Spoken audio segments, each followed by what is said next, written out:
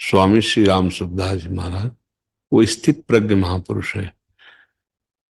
अब कह रहे मन कहीं भी जाए हमें क्या फर्क पड़ता है, क्योंकि उस स्वरूप से बोल रहे हैं, आप समझना।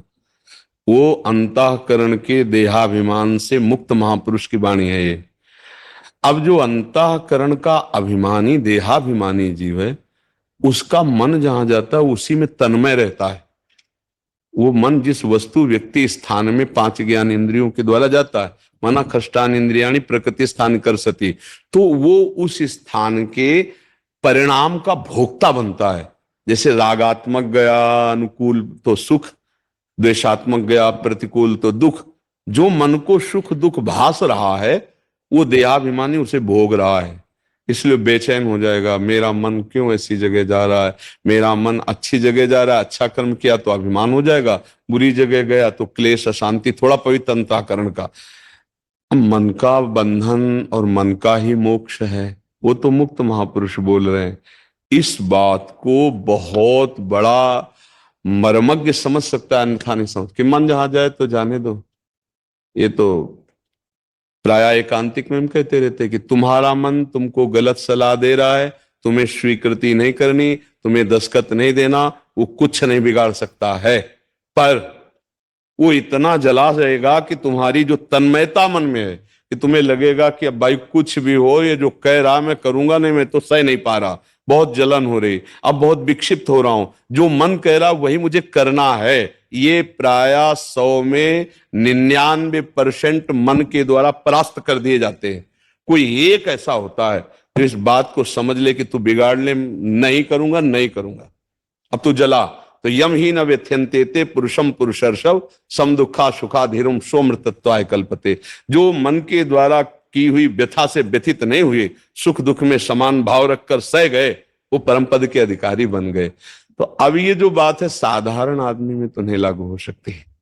ये बहुत उत्तम साधक पकड़ पाएगा इस बात को कि हमारा मन कोई स्वरूप थोड़ी है। मन और 5 ज्ञानेंद्रियां ये प्रकृति की तरफ आकर्षित हो रहे हो, मैं परमात्मा का अंश हूं। अब जा तू क्या कर लेगा, मुझे नहीं चाहिए।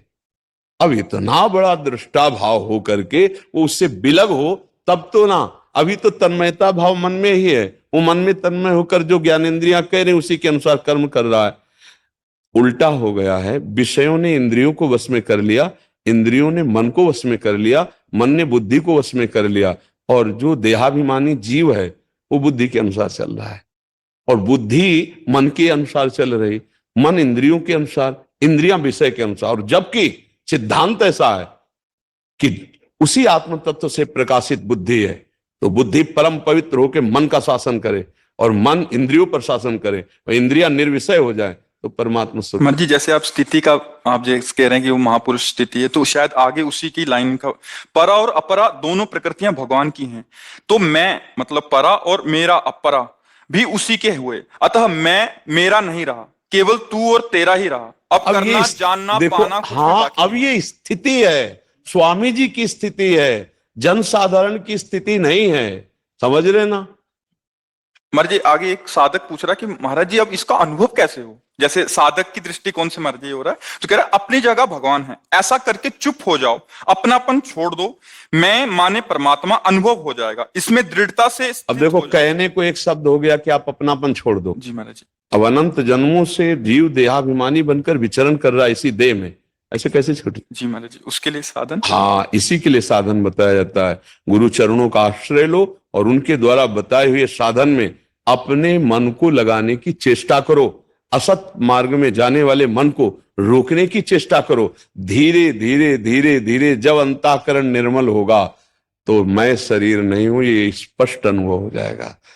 अब ये कि शरीर का जहां जैसे, तो अगर ना समझ पाया तो दूसरा भाव ले लेगा कि अब जो मन गलत जा रहा तो जाने दो, हमारा क्या, फिर जैसे आचरणों में जा रहा जाने दो, हमारा क्या, फिर वो ठीक नहीं। महापुरुषों के वचनों को समझ पाना ऊंची अंतःकरण की स्थिति में ही समझ पाया जा सकता है, अन्यथा धोखा हो जाएगा। हमर जी इसलिए आपसे कंफर्म कर रहे थे, ये तो एक शब्द में बोल दिया, बट स्थिति तक कैसे पहुंचे नहीं, तो वही स्वामी जी जब साधकों को बताने के बाद फिर एक बार बुलाया प्रातःकालीन वेला में और कहा कि तुम लोग समझ में आ गया कि बिना नाम जप के हमारी बात नहीं समझ पाओगे, इसलिए नाम जप करो।